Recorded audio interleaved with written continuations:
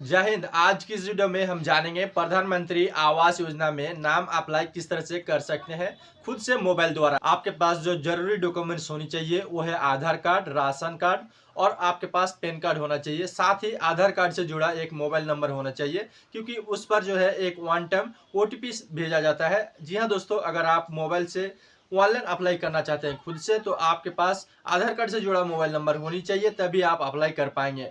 ये सारा चीज डॉक्यूमेंट्स अगर आपके पास है तो इस वीडियो को कंप्लीट वॉच कीजिएगा, थोड़ा सा भी मिस्टेक नहीं कीजिएगा, और ना मिस्टेक आपके पास हो सकती है। तो चलिए वीडियो को कंप्लीट वॉच कीजिए और देखिए किस तरह से प्रधानमंत्री आवास योजना में नाम अप्लाई खुद से कर सकते हैं। सबसे पहले वीडियो को डिस्क्रिप्शन में इस वेबसाइट का लिंक दिया गया है, उस वेबसाइट में क्लिक करके आप इस वेबसाइट में आ जाएंगे। उसके बाद यहाँ पर देखिए प्रधानमंत्री आवास योजना अर्बन 2.0, यहाँ पर अप्लाई करने के लिए आपको नीचे आना है। सबसे पहले नीचे आने के बाद यहाँ पर सबसे पहले आप देखेंगे BLC और AHP और ARH, इसको आप याद रखिएगा, ठीक ना। आगे जाके मैं इसमें बताऊंगा कैसे क्या करना है। नीचे आने के बाद यहाँ पर देखिए क्लिक टू प्रोसीड, यहाँ पर क्लिक कर देना है। जैसे यहाँ पर क्लिक करते हैं नीचे आना है। नीचे आने के बाद यहाँ पर आपको क्या क्या डॉक्यूमेंट्स लगने वाला है यहाँ पर आपको बता देता है। यहाँ पर आपका आधार कार्ड नेम, आधार कार्ड से जुड़ा जो भी मोबाइल नंबर है वो इंक्लूड होना चाहिए, इनकम प्रूफ सर्टिफिकेट होना चाहिए और कास्ट सर्टिफिकेट आपके पास होना चाहिए, लैंड डॉक्यूमेंट्स होना चाहिए, जमीन की दस्तावेज, ठीक ना। साथ ही नीचे आएंगे तो यहाँ पर हिंदी में भी बताया गया है आवेदन का आधार विवरण, आधार संख्या, आधार के अनुसार नाम, जन्म तिथि, परिवार के सदस्यों का आधार विवरण, ठीक ना, आवेदन के सक्रिय बैंक खाते का विवरण। और नीचे आएंगे तो फिर आय प्रमाण पत्र, जाति प्रमाण पत्र और भूमि दस्तावेज, ठीक ना। ये सब डॉक्यूमेंट्स अगर आपके पास है तो यहाँ पर प्रोसीड में क्लिक कर देंगे। जैसे यहाँ पर आप क्लिक करते हैं तो नीचे आएंगे। नीचे आने के बाद यहाँ पर देखिए एलिजिबिलिटी चेक, यहाँ पर एलिजिबिलिटी चेक करने के लिए यहाँ पर आपका इनकम जो है 3 लाख से ऊपर नहीं होना चाहिए।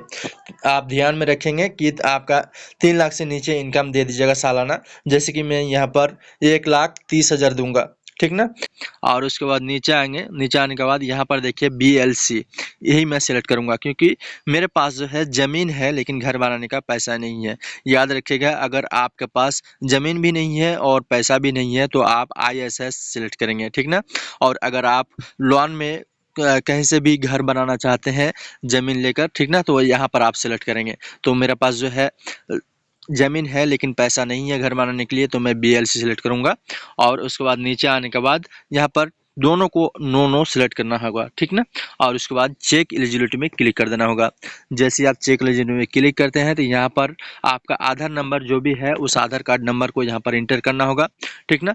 इंटर करने के बाद यहाँ पर देखिए प्लीज़ इंटर नेम, इस जगह में आपको नेम फिल करना होगा उस आधार कार्ड से जुड़ा। और उसके बाद यहाँ पर नीचे आएंगे। नीचे आने के बाद यहाँ पर टिक करेंगे। टिक करने के बाद जनरेट OTP में क्लिक कर देंगे। जैसे ही आप जनरेट OTP में क्लिक करेंगे एक वन टाइम OTP सेंड किया जाएगा। यहाँ पर देखिए आपके आधार कार्ड से जुड़ा जो भी मोबाइल नंबर है वो यहाँ पर बता भी दिया जाता है कि इस नंबर पर सेंड किया गया है। उसके बाद ओके कर देंगे। यहाँ पर उस OTP को फिल कर देना है।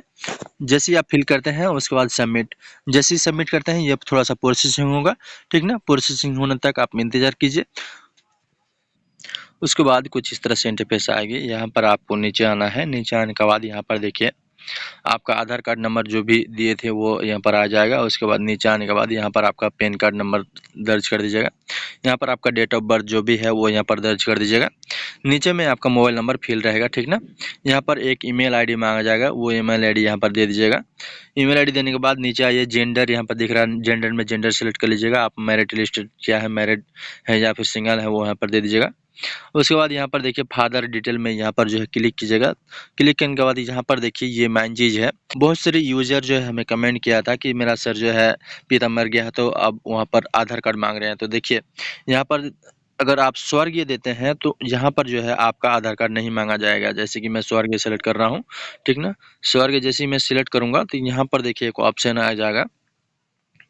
देखिए यहाँ पर जो है आपको फादर आधार नंबर, ठीक ना। तो यहाँ पर जो है आपका इंटर की जगह तो इंटर नहीं होगा। जैसे कि आप देख पा रहे हैं मैं इंटर कर रहा हूँ लेकिन ये नहीं फिल हो रहा, ठीक ना। उसी तरह से नीचे आना है। अगर आपकी मम्मी भी इंतकाल हो गया है तो यहाँ पर स्वर्ग उसे ले लीजिएगा। और उसके बाद यहाँ पर जो है उसका भी आधार कार्ड जो है फिल करने के लिए नहीं मांगेगा, ठीक ना। जैसे कि आप देख पा रहे हैं नहीं मांग रहा।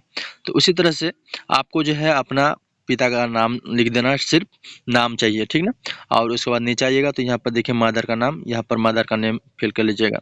और उसके बाद यहाँ पर नीचे आइएगा तो यहाँ पर आप काम क्या करते हैं यहाँ पर सिलेक्ट कर लीजिएगा, कोई भी काम कर रहे हैं तो, ठीक ना। सेल्फ एम्प्लॉय है या फिर कौन काम कर रहे हैं आप यहाँ पर दे दीजिएगा।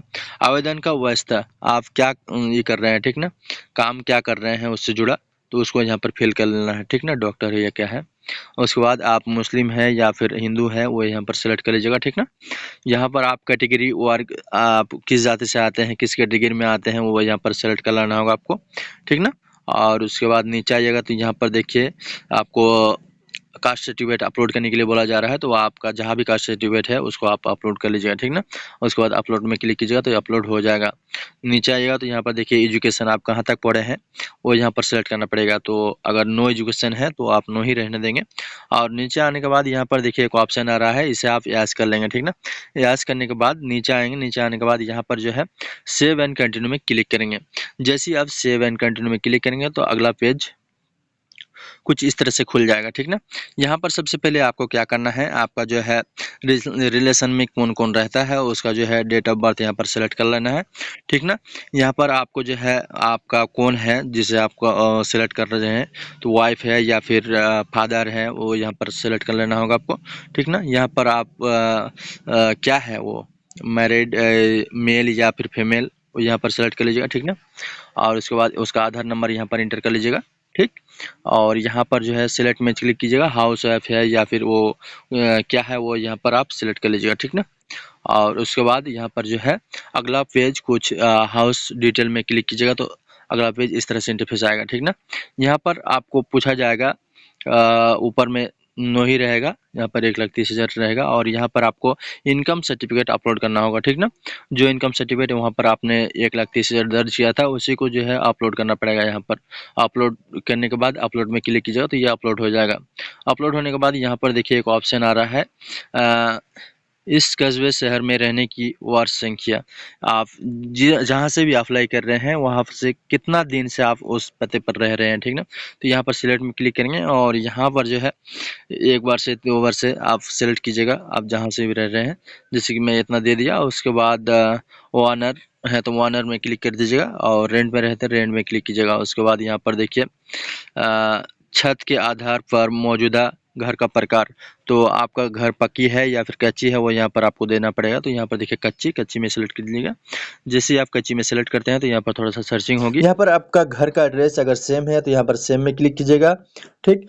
और उसके बाद आप नीचे आइएगा, यहाँ भी अगर सेम है तो सब सेम में ही रखिएगा। और उसके बाद यहाँ पर देखिए भूमि दस्तावेज अपलोड करें, यहाँ पर क्लिक कीजिएगा और जहाँ भी आपका भूमि दस्तावेज है वहाँ पर क्लिक करके आपका भूमि दस्तावेज अपलोड कर लीजिएगा। उसके बाद अपलोड में क्लिक कीजिएगा तो यह अपलोड हो जाएगा। और उसके बाद सेव एंड कंटिन्यू में क्लिक कीजिएगा और उसके बाद बैंक डिटेल में रिडायरेक्ट कर दिया जाएगा। यहाँ पर सबसे पहले आपका जो भी बैंक अकाउंट का नंबर है वो यहाँ पर एंटर कीजिएगा, लेकिन ध्यान दीजिएगा आपका आधार कार्ड के साथ जो भी बैंक अकाउंट लिंक है यानी कि डीबीटी लिंक है उसी बैंक अकाउंट को यहाँ पर एंटर करना पड़ेगा। और उसके बाद कन्फर्म अकाउंट नंबर यहाँ पर दर्ज कर दीजिएगा, IFSC कोड जो भी है यहाँ पर IFSC कोड यहाँ पर एंटर कर दीजिएगा। और उसके बाद गेट बैंक डिटेल में क्लिक कीजिएगा तो पूरा डिटेल यहाँ पर आ जाएगी। यहाँ पर देखिए क्या बता रहा है, तो यहाँ पर अगर आपके पास गैस कनेक्शन है या फिर फ्री का बिजली बिल के लिए अप्लाई किया हुआ है तो आप यस कर दीजिएगा, अन्यथा आप नो में क्लिक कीजिएगा। और उसके बाद यहाँ पर पूरा टर्म एंड कंडीशन को यहाँ पर पढ़ के यहाँ पर साइन कर लीजिएगा। उसके बाद फाइनल सबमिट में क्लिक कर दीजिएगा। जैसे ही आप फाइनल सबमिट में क्लिक करते हैं तो आपको एक एक्नॉलेजमेंट नंबर दे दिया जाएगा और मैसेज में भी सेंड कर दिया जाएगा।